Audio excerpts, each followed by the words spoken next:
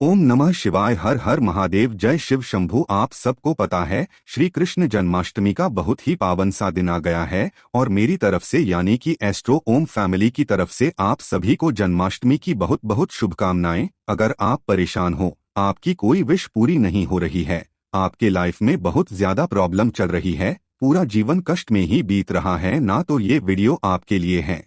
आपको जन्माष्टमी के दिन बस तुलसी माता की बस थोड़ी सी पत्ती लेनी होगी या फिर मंजूरी लेना और थोड़ा सा दही लेकर के छोटा सा उपाय करिए।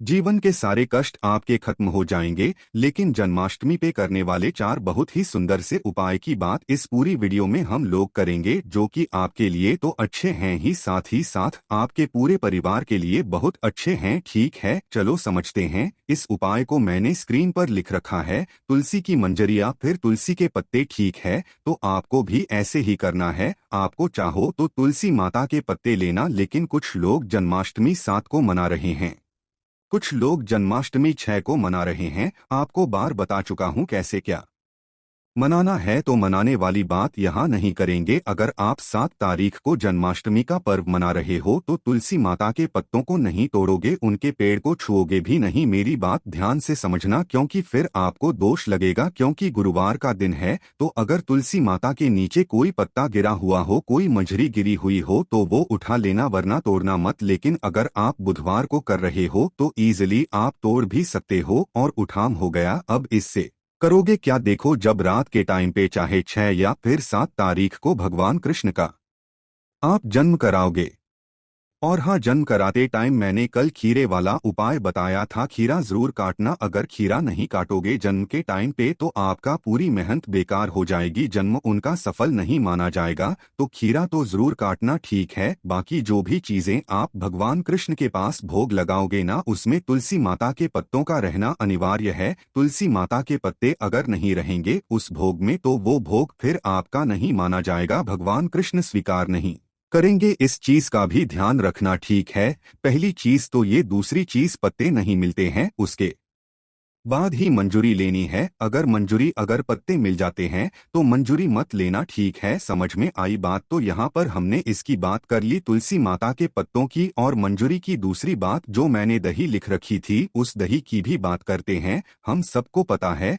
भगवान कृष्ण को मक्खन बहुत प्रिय है, इसीलिए उनको माखन चोर भी बोलते हैं। पता तो आपको क्या करना होगा, भगवान कृष्ण को मक्खन का भोग तो लगाओगे ही लगाओगे, साथ ही साथ उनको दही से स्नान भी कराएंगे। किससे कराएंगे? दही से स्नान, दही या फिर दूध से स्नान कराएंगे। उसके बाद उनको मक्खन अच्छे तरीके से खिलाएंगे, उनको लगाएंगे। जो भी आपको करना हो आप करेंगे। ये 2 चीजें बिल्कुल मत भूलना। पहला तो उनको मक्खन खिलाना मत भूलना, और दूसरा आप खीरा काटना मत भूलना। ठीक है, ये 2 चीजें जिसने कर लिया उनका जो सफल होगा, बर्थडे मनाना भगवान कृष्ण का, उनका जन्म कराना बिल्कुल सफल माना। ठीक है, समझ में आई बात? चलो, तो यहाँ पर पहली चीज की हमने बात कर ली है।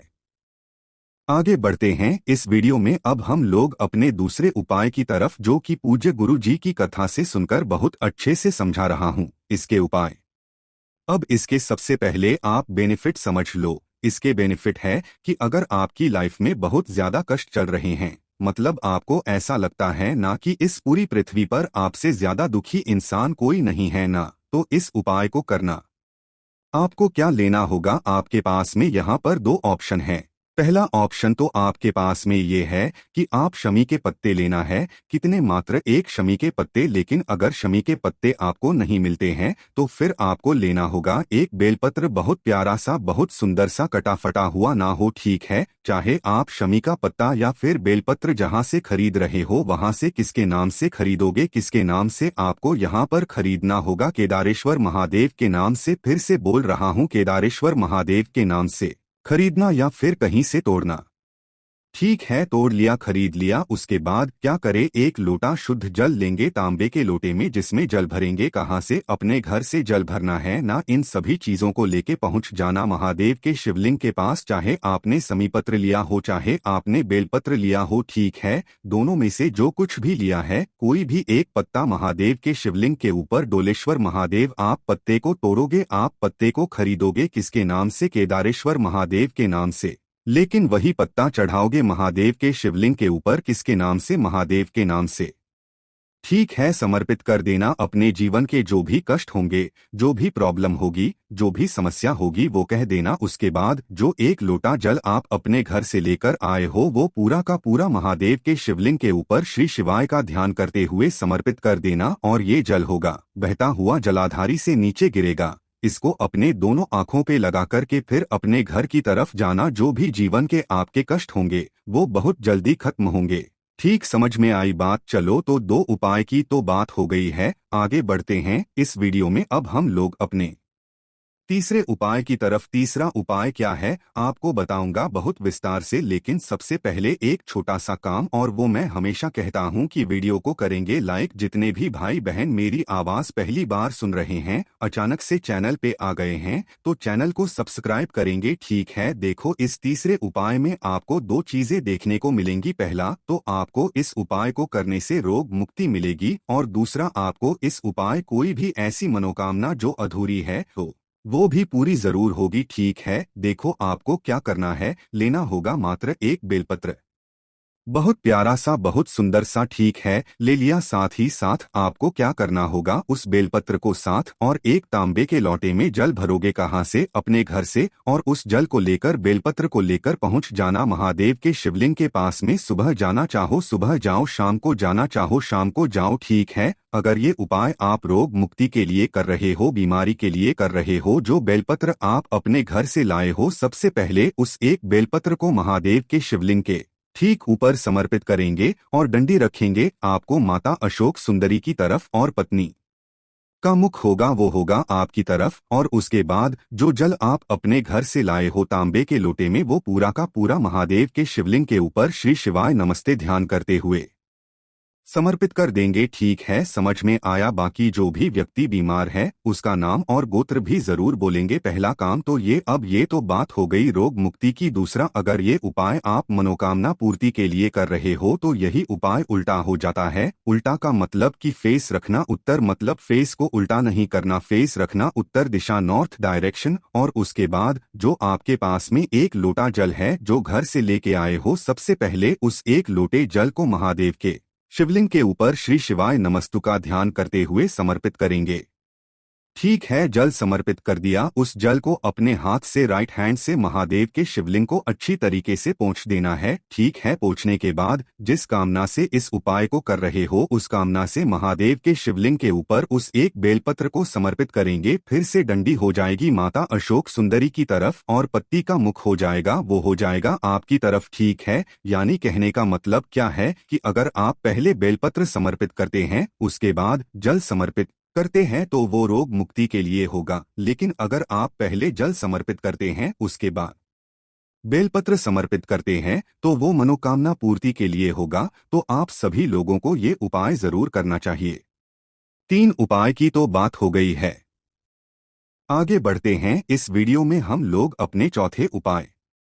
ये जो चौथा उपाय है, ये भी है मनोकामना। बहुत दिनों से परेशान हो, हमेशा सब कुछ करके हार गए हो ना, तो इस उपाय को जरूर करना। क्या करना है, एक तांबे का लोटा लेना और इस तांबे के लोटे में नॉर्मल जल भरोगे कहाँ से? अपने घर से। ठीक है, जल भर दिया। उसके बाद लेना होगा एक चावल का दाना, गिन करके, बिल्कुल एक कहीं से मतलब टूटा हुआ ना हो, एक चावल का दाना एकदम खड़ा सा लेना है। ठीक है, ले लिया। साथ ही साथ आपको लेनी होगी 5 बेलपत्र, जो कहीं से कट्टी पीटी ना हो, बहुत ही सुंदर सी होनी चाहिए। लिया। अब क्या करेंगे, जो तांबे के लोटे में आपने जल भरा है, इसी में एक चावल का दाना डालना और इसी कलश के अंदर 5 बेलपत्र को भी आप डाल देना। इस कलश को लेकर पहुंच जाओगे कहाँ पे? महादेव के शिवलिंग के पास। लेकिन ऐसे महादेव के शिवलिंग के पास जाना है जो बिल्कुल एकांत में बैठे हो। एकांत का मतलब किसी भी पेड़ के नीचे आपको दिख जाए, कहीं पर जमीन के नीचे पड़े हो। जमीन के नीचे मतलब जमीन पे रखे हुए हो, या फिर ऐसी जगह आपको कोई शिवलिंग दिख जाए कि आपको लगता हो कि इनकी पूजा कर ही नहीं रहा होगा, ऐसे ही पड़े हुए हैं, बहुत दूर दराज में यहाँ पे रखे हुए हैं। वहाँ पे कोई रख के चला गया है तो ऐसे महादेव के शिवलिंग की पूजन करनी है। ठीक है, उत्तर दिशा महादेव। कौन से महादेव? महादेव के नाम से पूरा का पूरा जल महादेव के शिवलिंग के ऊपर समर्पित कर देना है और जो भी आपकी बात होगी महादेव से कह देना। वहीं उनके चौखट पे या फिर उनके शिवलिंग के पास बैठकर के 2 मिनट तक श्री शिवाय नमस्ते। आप जिस कामना से, जिस भी विधि से इस उपाय को करोगे वो सारी कामनाएं आपकी पूरी जरूर होंगी। जीवन के सारे कष्ट आपके खत्म जरूर होंगे। ठीक है, बस ध्यान रखना कि हमें ऐसे महादेव के शिवलिंग को ढूंढना होगा जिनकी पूजन अर्चना बहुत कम लोग करते हैं, बहुत रेयर करते हैं। महादेव ऐसे अकेले में कहीं पे बैठे हुए हों। ठीक है, समझ में आई बात। चलो, तो यहाँ पर इस पूरी वीडियो में हम सभी लोगों ने 4 उपाय की बात कर ली है। तो एक बार फिर से मेरी तरफ से आप सभी को जन्माष्टमी की भगवान कृष्ण आप सभी की सारी इच्छाओं को पूरा जरूर करें। ठीक है, वीडियो पसंद आई हो तो लाइक करिएगा। कुछ पूछना हो, नहीं समझ में आया, नीचे कमेंट सेक्शन में पूछे। और जितने भी भाई बहन मेरी आवाज पहली बार सुन रहे हैं तो चैनल को सब्सक्राइब करिएगा। ओम नमः शिवाय। हर हर महादेव। जय शिव शंभू।